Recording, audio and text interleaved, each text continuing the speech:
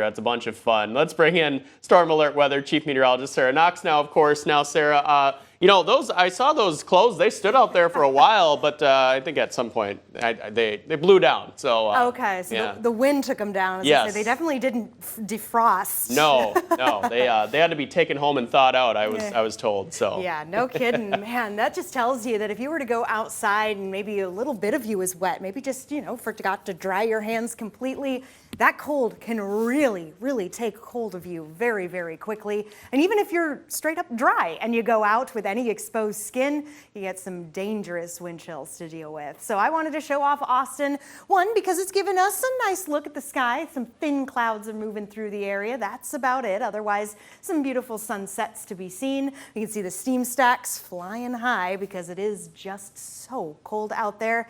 And also Austin happened to break a record today. We'll take a look at that a little later on in the newscast. For now, though, I did want to show satellite and radar. I mentioned the thin clouds. They're not terribly thick, but they are spread a little more than what's picking up on here. Again, they're very, very thin, as very, very dry air has moved into the area. That is a very big high pressure system, which, believe it or not, is actually protecting us. Not so much from the cold. No.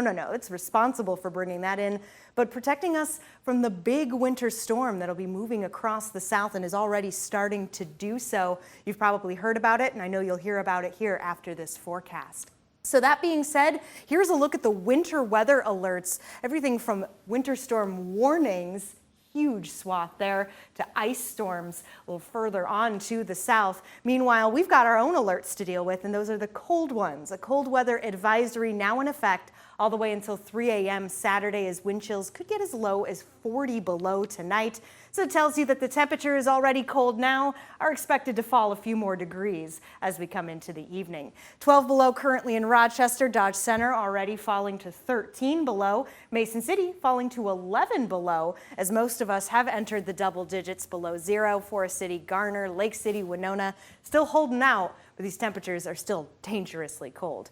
Now we factor in the winds, and there's those wind chills. 30 below still is what it feels like on any exposed skin right now in Rochester, which is why we push the point of covering up every bit of yourself, your fingertips, your nose, your ears, as much as you can if you have to be out there. Now, luckily, temperatures not expected to descend too much more over the course of the next several hours, but these wind chills will stay dangerous, thus the cold weather advisory. I don't have much to show you here on Futurecast, just some thin clouds moving in and some sunshine back in play for Saturday.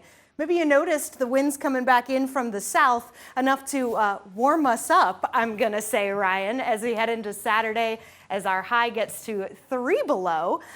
So we eventually do get back above zero for Sunday. It'll be another chilly night Sunday into Monday, but then some double digits above zero, plenty of sunshine, and you pointed that out when we were talking about this, so there's some good news. Of course, it's cold one way or the other, but when you have that sunshine, it at least kind of boosts the spirits, if you will, a little bit, I feel like. So I agree. I think so, definitely. Thanks, Sarah.